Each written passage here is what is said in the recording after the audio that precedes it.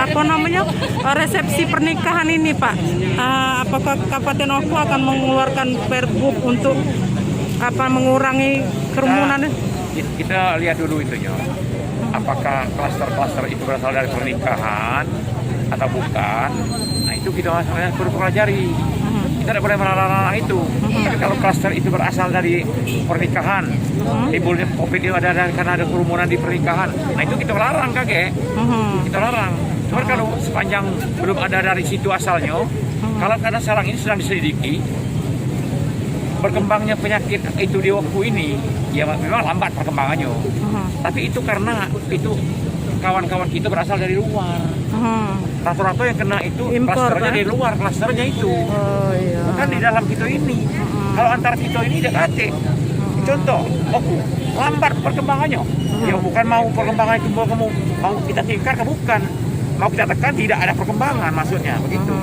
Tapi tadi, jadi tidak bisa kita melarang-larang sekaligus melarang itu. Karena itu kan sesuatu yang bagi masyarakat itu kan membutuhkan kebutuhan yang tapi tetap prokes Pak ya? Ya tapi tetap atur macam prokes. Ada surat aku itu, edarkan surat-surat itu ke hotel-hotel, tempat itu.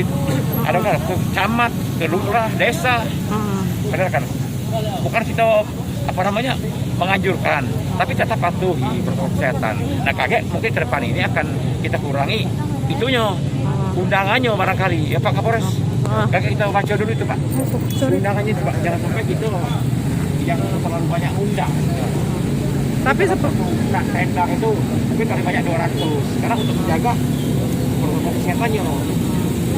Kalau nak ngatur ini Pak nggak bisa Pak, kalau ngatur kamu datang langsung balik, tapi coba kalau itu kapasitasnya, iya kapasitasnya baik gitu atur. Tapi sepertinya jam-jamnya sudah diatur Pak kayaknya. Jamnya ya boleh kan, kalau SIM datang pergi itu kan sampai jam 3 kayak di Green Zuri kan ada yang jam 9, ada yang siang, ada yang sore.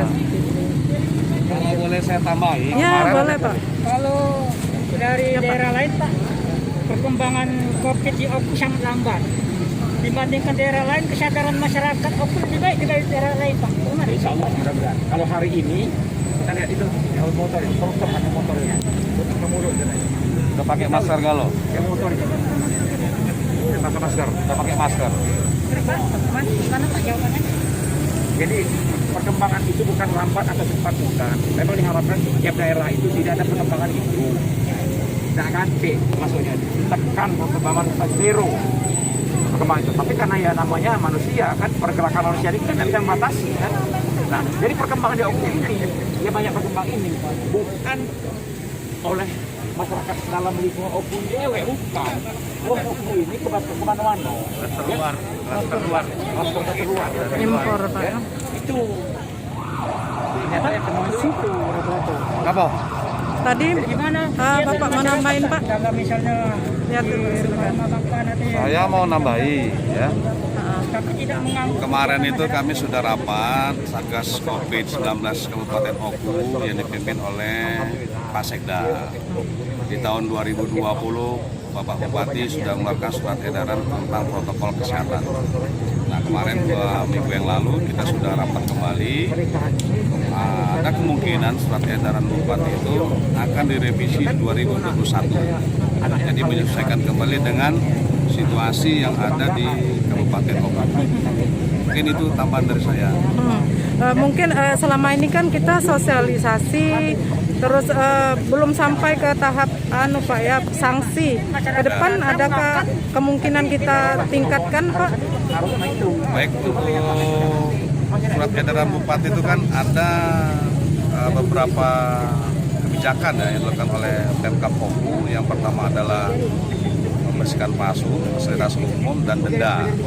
Nah, sampai saat ini kita memang kemarin masih tahap sosialisasi.